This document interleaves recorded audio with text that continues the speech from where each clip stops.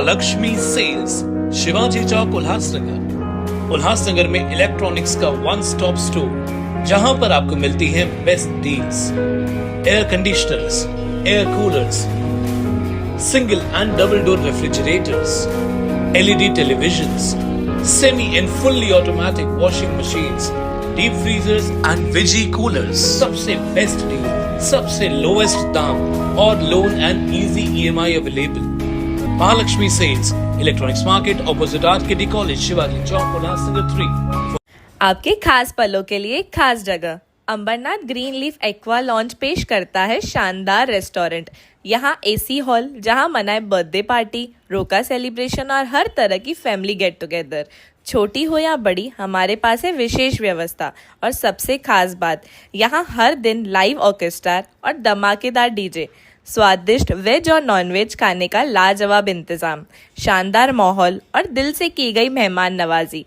Location pipeline road, Ambernath. Booking के लिए call करें 9356952839 या 8446106828 पर। Ambernath green leaf aqua lawn, जहां हर जश्न बनता है यादगार और हर दिन होता है म्यूजिकल।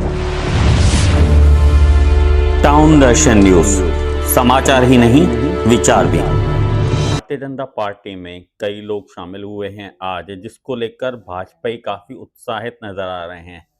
आज जो लोग शामिल हुए हैं उनमें कुछ आपकी पार्टी टीओके से जुड़े हुए हैं, क्या कहना चाहेंगे? देखिए, मैंने भी न्यूज़ चैनल्स के माध्यम से सवेरे से ये देखा और विशेष उल्लासनगर के भारतीय जनता पार्टी के जिला अध्यक्ष राजेश वद्रा जी और बाकी स्थानीय लोकल नेता वो वाहवाही लूट रहे हैं। जबकि आपकी जानकारी के लिए मैं बता दूं, ये जो आज भाजपा में पक्ष प्रवेश हुआ है उसमें रत्ती भर भी उनका श्रम या उनकी मेहनत, स्थानिक लोगों की कोई भी मेहनत नहीं थी। आज ये जो खोटी वाहवाही लूट रहे हैं, तो एक कहावत स्थानीय भाजपाइयों के ऊपर ठीक बैठती है कि मेहनत करे मुर्गा और अंडा खाए फकीर। और जो ये बोल रहे हैं कि टीओके को बहुत बड़ा झटका दिया है, टीओके के काफी सारे नगर सेवक आज भाजपा में शामिल हुए हैं, तो मैं ज्ञानदेव राजेश वद्रा जी से और बाकी भाजपाइयों से, कुछ उसमें गोल्डन गैंग के मेंबर भी हैं, उनसे ये पूछना चाहूंगा कि संजय सिंह जिसका आज प्रवेश हुआ है, वो कितने वर्षों तक भारतीय जनता पार्टी युवा मोर्चा के अध्यक्ष रहे हैं, कितने वर्षों तक भाजपा के महासचिव रहे, कितने वर्षों तक वो कोर कमेटी की सदस्य रहे। हाँ, उनकी माताजी जिनका देहांत हो चुका है, आज वो इस संसार में नहीं है, उनकी माताजी जरूर टीओके की कोटा से नगर सेविका थी और जब तक वो जिंदा थी, हयात थी, वो पूरी ईमानदारी के साथ, वफादारी के साथ टीम ओमी कालानी के साथ जुड़ी थी। आज संजय सिंह जी भाजपा में गए हैं तो वो भाजपा ही थे। दूसरा, मंगल वागे का प्रवेश हुआ है आज, पूरा शहर जानता है, विशेष 60 गांव ठण एरिया जहां से वो चुन के आते हैं। तो वो कब बशी के ऊपर चुन के आए थे, आरपीआई अठावले गढ़ भगवान बालेराव जी के वो उम्मीदवार थे, वो कब बशी पे चुनकर आए थे। और कुछ ही वक्त पहले विधानसभा में वो विधानसभा के वक्त भगवान बालेराव जी को छोड़कर टीम ओमी कालानी में उन्होंने काम करना शुरू किया था, तो वो भी पूरी तरह से टीम ओमी कालानी के कभी नहीं थे। एक और प्रवेश हुआ है प्रभुनाथ गुप्ता जी का, तो मैं आपको बता दूं, 2012 से प्रभुनाथ गुप्ता जी का कालानी परिवार से और टीम ओमी कालानी से कोई भी संपर्क नहीं था। वो चुनाव में मनपसंद जनरल सीट न मिलने के कारण वो 2012 में हमको छोड़ के चले गए थे और साई पार्टी के तरफ से उम्मीदवारी उन्होंने लड़ी थी।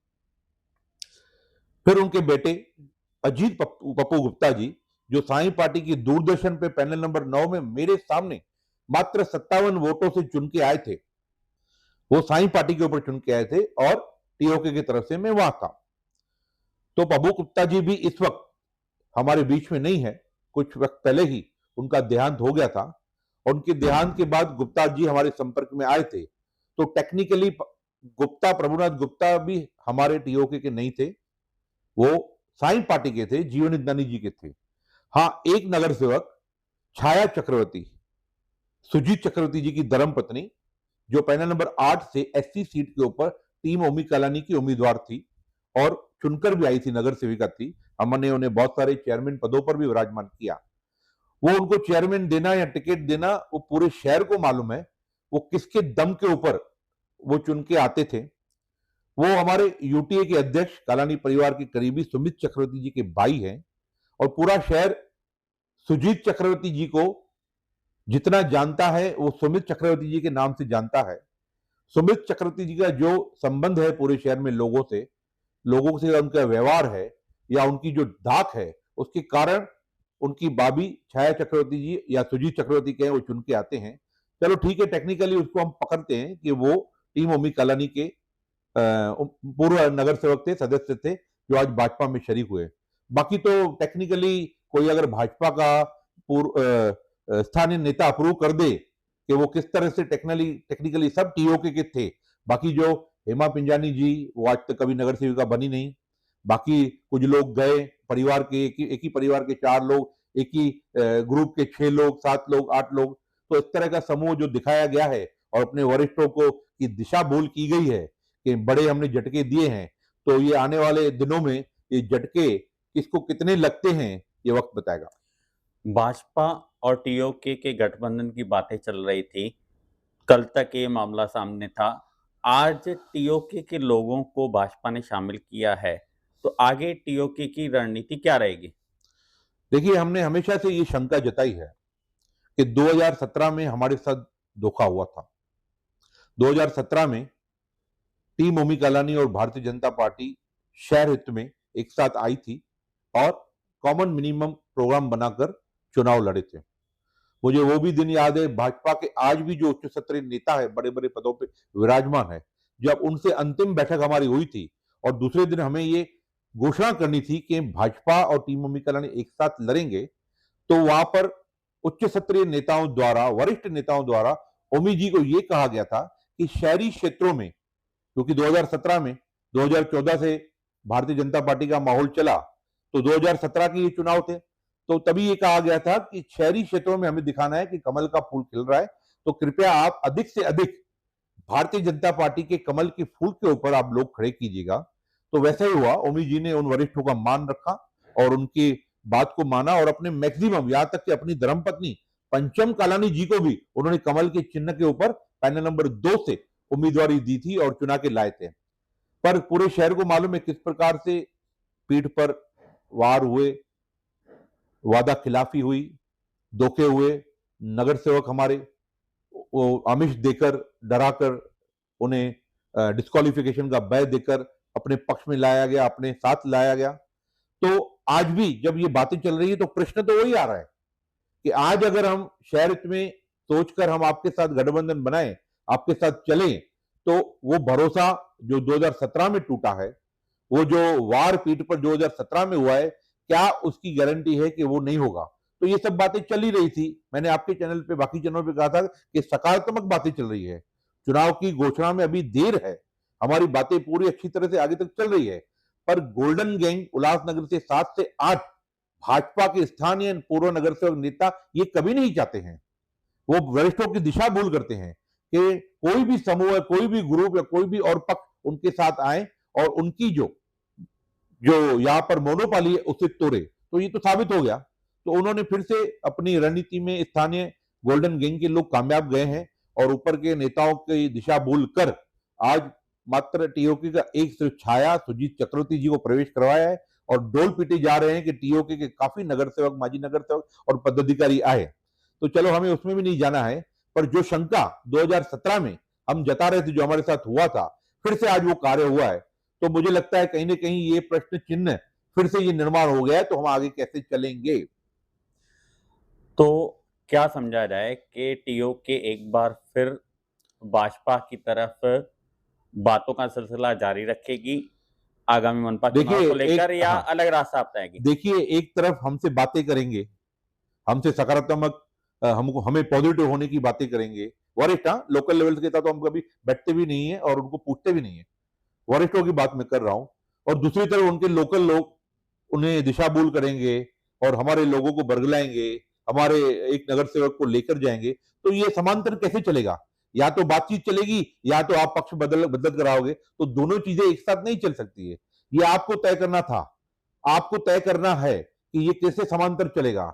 जब बात होगी तो पूरे मान सम्मान स्वाभिमान से होगी। एक तरफ आप बात करेंगे और एक तरफ आप इस तरह के पक्ष प्रवेश करवाएंगे हमारे लोगों को, तो ये एक साथ चलने वाला नहीं है। मुझे नहीं लगता कि ये भविष्य में इस तरह की नहीं। हमें जल्द ही जल्द ऐसा लगता है कि हमें कोई अलग विचार करना पड़ेगा, जिसके लिए हम अलग एक सोच और अलग धारा सोचने के लिए हम मजबूर हो रहे हैं।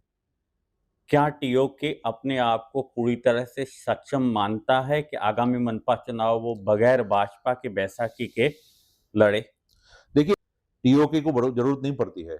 ये हमने 2017 में भी सिद्ध कर दिया कि पहली बार शिवसेना के बगैर उल्लासनगर भारतीय जनता पार्टी का मीना इलानी के रूप में महापौर बनाया तो ओमी कालानी ने बनाया था। ये वरिष्ठ जानते हैं। तभी विधानसभा की हार के बाद भी उनके वरिष्ठ हमसे संपर्क में आते हैं और हमें पॉजिटिव होने के लिए कहते हैं और हमसे बैठकें करती हैं। तो ये स्थानीय भारतीय जनता पार्टी के लोगों को बातें पसंद नहीं है। ये मैंने पहले भी कहा है। वो चाहते ही नहीं है कि आंकड़ा बढ़े, विस्तार हो, पार्टी बड़ी हो, पार्टी में और लोग शामिल हो, जिसमें वो कामयाब भी हो रहे हैं। तो ये आने वाले भविष्य में मुझे ऐसा लगता है कि मैं अगर आम जनता की बात करूं, शहर के जिस प्रकार से हालात है, देश के हालातों पे मैं नहीं जाऊंगा, राज्य के हालातों पे नहीं जाऊंगा। ये स्थानीय निकाय चुनाव है, लोकल बॉडी इलेक्शन है। यहां पर उल्लासनगर की सभ्य और समझदार जनता स्थानिक मुद्दों पर, चयनों पर और किस नेता की गारंटी वारंटी पे इस शहर ने पहले सुनहरे दिन दिखे हैं और अब भी सुनहरे दिन दे सकते हैं, ये लोगों के उल्लासनगर की जनता को भली भांति मालूम है। मनोज लासी जी, टाउन दर्शन से बात करने के लिए शुक्रिया। धन्यवाद। हम राजस्थान जा रहे हैं क्रिसमस वेकेशन में 7 दिनों के लिए। 23 दिसंबर से 2 जनवरी की डेट्स हैं। राजस्थान में 7 दिन रहना, खाना, घूमना, बहुत खर्चा हो जाएगा। अरे हमने पैकेज कराया है, वो भी ऑफर में। इसमें उदयपुर, जोधपुर, जैसलमेर, जयपुर, पुष्कर हर जगह घूमने का मौका मिलेगा। 7 days deluxe family room stay. खाना खाने का भी बताओ। खाने पीने के बड़े शौकीन हो हैं। वहाँ ब्रेकफास्ट और डिनर भी उनकी तरफ से, वेज और नॉनवेज दोनों। वाह, फिर तो मैं भी चलूंगा।